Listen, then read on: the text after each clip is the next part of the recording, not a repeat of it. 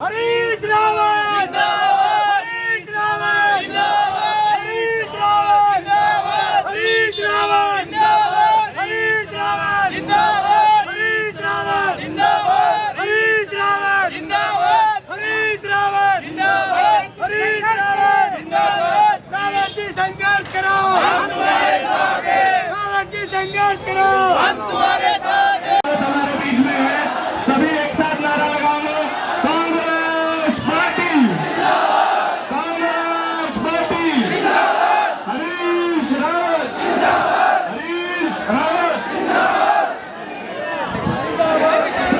भाई विकास जी से विरोध करवा दो शब्द का।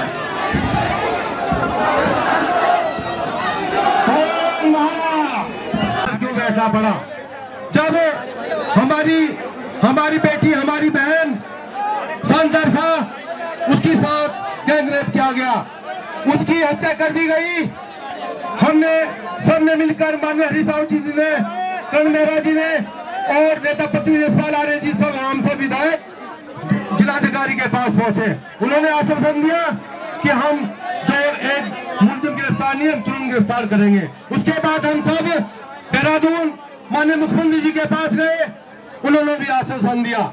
अभी जब कैसैन में विधानसभा सत्र चल रहा था, उसमें हमारे नेता प्रतिपक्ष के नेतृत्व में हम सब कांग्रेस विधायकों ने मांग उठाई कि आज तक संदर्शा की बेटी को न्याय क्यों नहीं मिला। तो माननीय जो मंत्री जी संसदीय मंत्री जवाब दे रहे थे, उन्होंने कहा कि तुरंत गिरफ्तारी होगी, मगर अभी तक गिरफ्तारी नहीं की गई। इसलिए आज हम यहाँ सब धरने पर बैठे हैं। हम इस भारतीय जनता पार्टी को बताना चाहते हैं कि हमारी बहन बेटियों के ऊपर, हमारे भाइयों के ऊपर अगर जुर्म जांच होगी तो ये कांग्रेस पार्टी चैन से नहीं बैठेगी। ये भारतीय जनता पार्टी की ईंट से ईंट भिड़ाकर ही दम लेगी।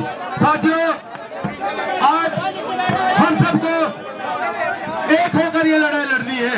आज ये संदर्शा की बेटी का कत्ल किया गया, दूसरे दिन हमारे सोलपुर गाड़ा के मोनू भाई का मर्डर कर दिया गया। इसी तरह और बहुत सी घटनाएं अगर इसी तरह होता रहा तो एक न एक दिन उस सब पर नंबर आएगा। इसलिए हम सब एक होकर इस भारतीय जनता पार्टी को मुंह तोड़ जवाब देंगे और हम न्याय की लड़ाई हम अपने कांग्रेस के हमारे सभी सीनियर नेताओं के साथ में मिलकर हम ये लड़ाई लड़ेंगे। और हम संदर्शा की चाहे बेटी का मामला हो, चाहे गदरपुर का मामला हो, चाहे हमारे सोलपुर गाड़े का मामला हो, और भी कोई किसी के भी पर जिंदा की होगी तो हम सब कांग्रेस एक होकर इस लड़ाई को लड़ेंगे। और हम आज ज्वाइंट मजिस्ट्रेट से के माध्यम से मांग करते हैं माननीय मुख्यमंत्री से और राज्यपाल जी से कि जो अब तक संदर्शा में संतरेसा को लेकर हम यहाँ आए हैं। 26 जून की ये घटना है और अपराधी अभी भी बाहर है। और जिस तरीके की घटनाएं, चाहे वो मोनू की हत्या हो, चाहे संतरेसा हो, चाहे कल सल्ट में उनके बीजेपी के मंडल अध्यक्ष के द्वारा एक लड़की का मोलेस्टेशन का मामला सामने आया हो, चाहे चंपावत में एक छोटी बच्ची के बलात्कार में इनके मंडल अध्यक्ष की गिरफ्तारी होने के बाद उसकी जमानत पे बाहर होना हो, चाहे अंकिता भंडारी हो जिसमें इनके पुलकितारिया इनके ही पार्टी के कार्यकर्ता हो, तो सारे केसेस में आखिर बीजेपी के कार्यकर्ता ही क्यों सामने आ रहे हैं। और मुझे लगता है कि कुशासन की वजह से इनके हौसले इतने बुलंद हो गए हैं कि बहन बेटियों की इज्जत में हाथ डालने से भी बाज नहीं आ रहे हैं। इसलिए ये आंदोलन है। कल एसएसपी के कार्यालय का घेराव हरिद्वार में हम लोग करने जा रहे हैं और ये लड़ाई अब बढ़ेगी अगर मुख्यमंत्री नहीं बीच में पड़े, क्योंकि हम चाह रहे सीबीआई की जांच हो, वो भी हाईकोर्ट के सिटिंग जज की देखरेख में ये जांच होनी चाहिए। हमारे बहुत सारे साथी कह रहे थे कि गर्मी है।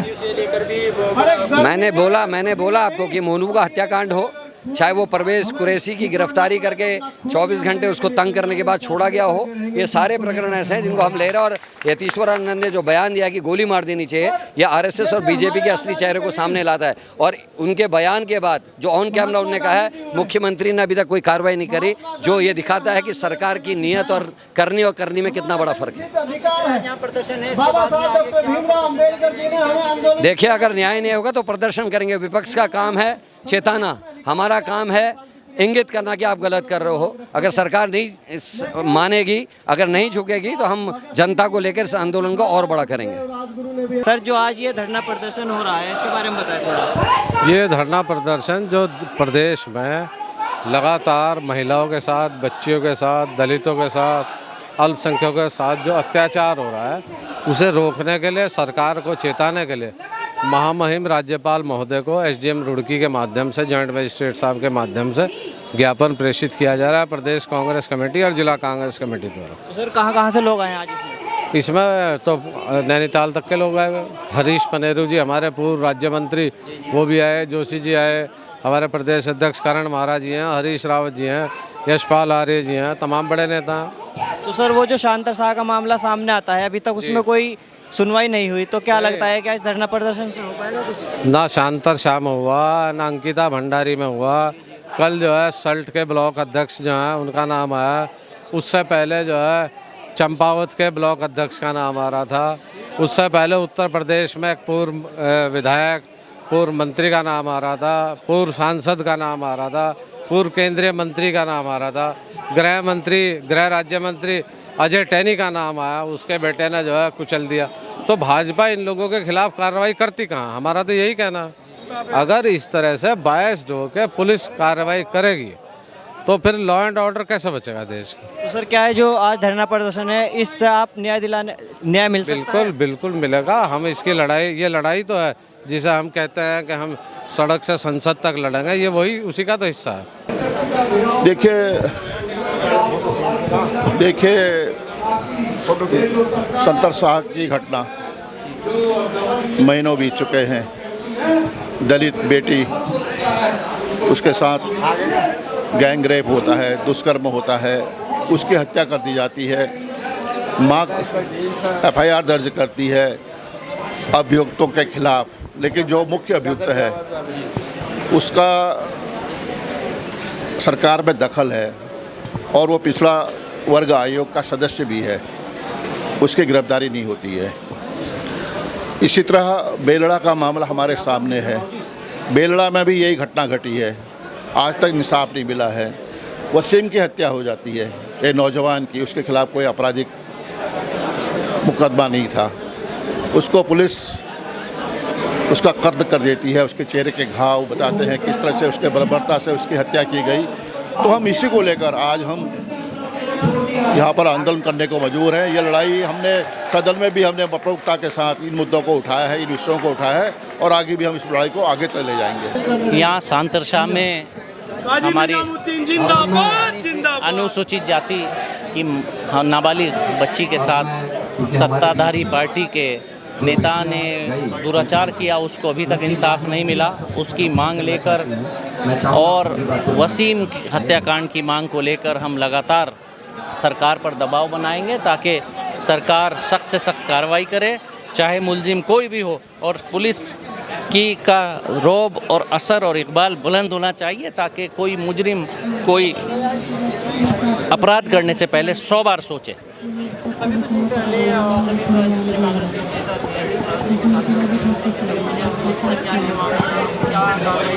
अब अगर खनन के बेस पर पोस्टिंग मिलेगी और अगर चुनाव में लाठी चलाने के बेस पर पोस्टिंग मिलेगी तो फिर कानून व्यवस्था बदहाल होनी तय है।